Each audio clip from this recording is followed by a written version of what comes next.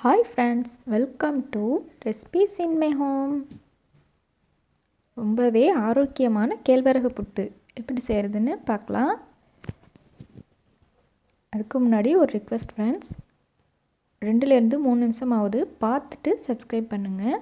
அப்படி இல்லைன்னா ஸ்பேமில் போயிடுது, எங்களுக்கு பிரயோஜனமாக இருக்காது. உங்களுடைய சப்போர்ட். இப்போ நான் 2 கப் அளவுக்கு கேழ்வரகு மாவு எடுத்து வச்சுருக்கேன். தேவையான அளவுக்கு கொஞ்சமாக உப்பு ஆட் பண்ணிக்கிறேன். 2 கப் அளவுக்கு தண்ணி பாயில் பண்ணிக்கிறேன். ரொம்பவும் தண்ணி கொதிக்க வேண்டியது இல்லைங்க.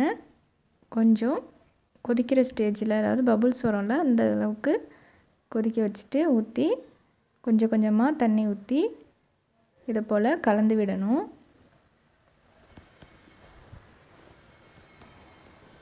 இப்போ கலர் சேஞ்ச் ஆகிடுச்சு பாருங்கள்.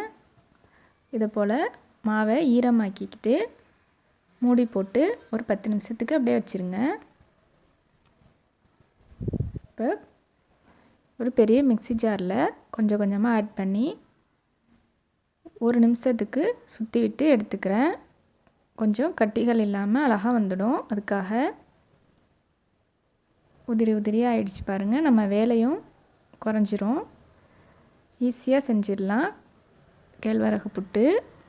ஃப்ரெண்ட்ஸ், நம்ம சேனலில் புதுசாக பார்க்குறீங்கன்னா சப்ஸ்கிரைப் பண்ணி வச்சுக்கோங்க. பக்கத்தில் உள்ள பெல் ஐக்கான் கிளிக் பண்ணி ஆல் கொடுத்து வச்சுக்கோங்க. அப்போ தான் நான் அடுத்தடுத்து போடுற புத்தம் புது வீடியோக்கள் உடனுக்குடன் உங்களுக்கு நோட்டிஃபிகேஷனாக வந்து சேரும்.